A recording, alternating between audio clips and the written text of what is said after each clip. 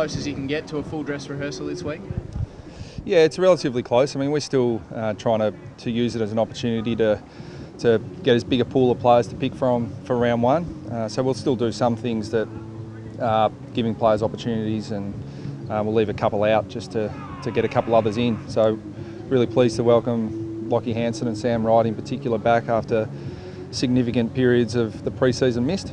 And that'll mean that players like Sam Durden, who have played really well so far and really put his name up, means that he'll have a rest this week. So we're still doing a few things, but I mean, back to full game time and those sorts of things give us a really good chance to assess our form a bit more. Where's Ben Brown at? He probably could play this week. We've chosen to give him another week, but he'll play next week in the VFL, and he's trained really well, trained really strongly yesterday, and we think he'll be available for round one, but we've just got to make a choice based on the other guys available.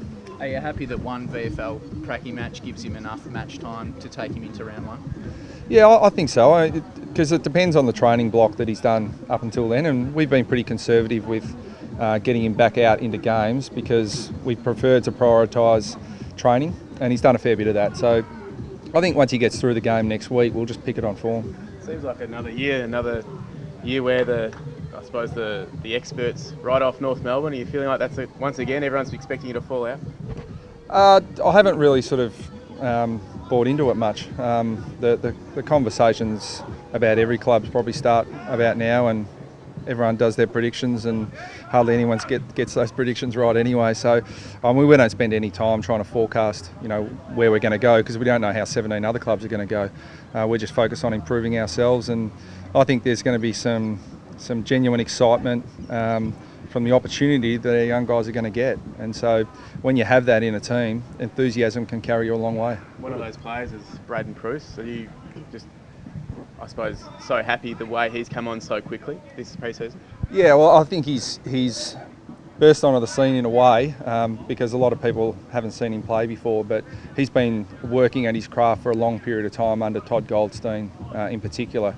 So we've always had real confidence that once Braden got his opportunity, he'd take it, and so far he has. So we're looking forward to seeing how he works in combination with Goldie this week. Bruce, Goldstein and Dorr, can you play all three, or does one have to make way? I think you probably put Ben Mackay and Ben Brown into that mix as well, and Mason Wood's got a slight issue at the moment, so he'll miss the start of the year. But once they're all in the mix, it's a decision we're going to have to make based on who's in the best form. But it's a good problem for us to have, that we've got that flexibility, and we'll have a bit of a look at that this weekend and try and work out the best mix for round one. Has your injury toll this pre-season been a concern?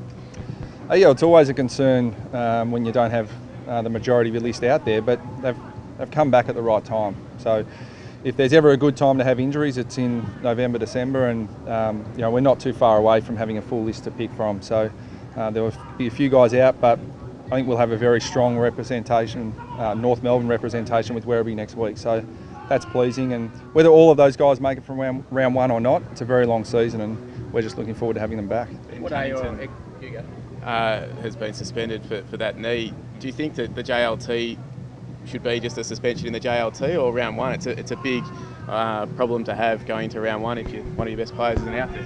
It depends when you ask me that question. At the moment, I think they should serve it in the JLT. But look, it's a really tough one to decide. I mean, you don't want to risk your players in practice games, but they're a necessary evil because you risk injury and you risk potential sanctions like this one. So we all need match practice. The JLT series will be discussed again, I'm sure, but I don't think there's any perfect format, and we're just happy to run with whatever the AFL come up with. Are you disappointed with Ben not being there? With what he did on the ground, or are you disappointed with the decision? Oh, look, we were disappointed as a club. We would have loved to have pleaded our case, that's for sure. But the system as it stands at the moment, we don't get an opportunity to do that because it's a massive risk to risk 2 weeks. And at the moment, those line ball calls, they generally go against you. So it's too big a risk to challenge it. But we'd certainly like to plead our case. Our members would like to see us plead our case, I'm sure. And Ben certainly would too. But we've accepted the punishment, so we just move on. Should we look at changing the system, Brett? I don't know. I'm pretty comfortable just to let the AFL work through that, and we'll just work within the system we've got. I guess the counter argument to that though would be, if you believe you've got a good case, why not Why not take it on? Because history says that he didn't get charged with kneeing, he got charged with rough conduct. So try and plead against that. What's rough conduct? It doesn't really mean anything. So our legal advice, and trust me, we sought a lot of legal advice to see if we had a decent case, but the rules are written in such a fashion that it makes it very, very difficult to challenge. You said finals is the goal from the get-go this year? No, we don't. We let everyone else externally set the predictions. We just we have pretty clear expectations on the way we want to play, and that's what we're going to measure ourselves against. And I always say it, that we can't. Every other team's going to improve. So if you're asking where we're going to finish, I just don't know what other teams are going to do. What we're focused on is what the clear expectations we've got in the way we want to play, and what we expect of North Melbourne players when they represent the club.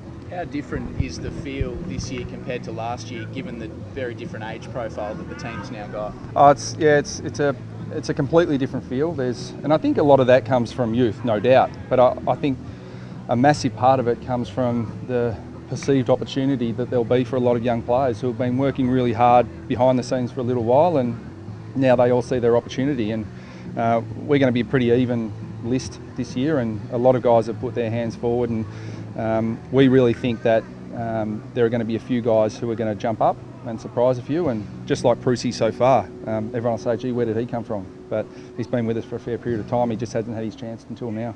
Round 1 against Big Drew Petrie, that could be interesting for the boys and also for Drew. Do you wish him the best? How do you feel about the whole situation? Oh yeah, I wish Drew the best. I mean, when we were talking about getting an opportunity elsewhere, we were really supportive of that, and Drew's a fantastic North Melbourne person. Got the utmost respect from everyone here, from the chairman right through to the all the supporters, to everyone. So we love Drew.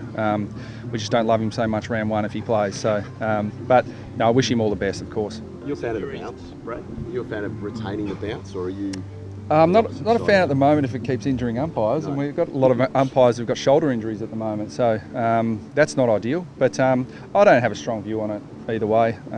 But I think that we just want to keep the game as even and fair for everyone, and I think we addressed that with the skewed bounces being recalled, but I don't like it embarrassing umpires. But however we can make umpires' jobs easier, we should look at it.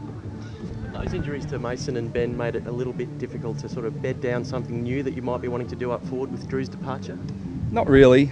We just try and coach our key forwards the same way. So, and we've been really, really happy with how Ben Mackay has settled in the first 2 weeks, and he'll have a rest this week because we'll bring Jared Waite back in. But we coach all our key forwards the same way, so structurally it shouldn't change too much.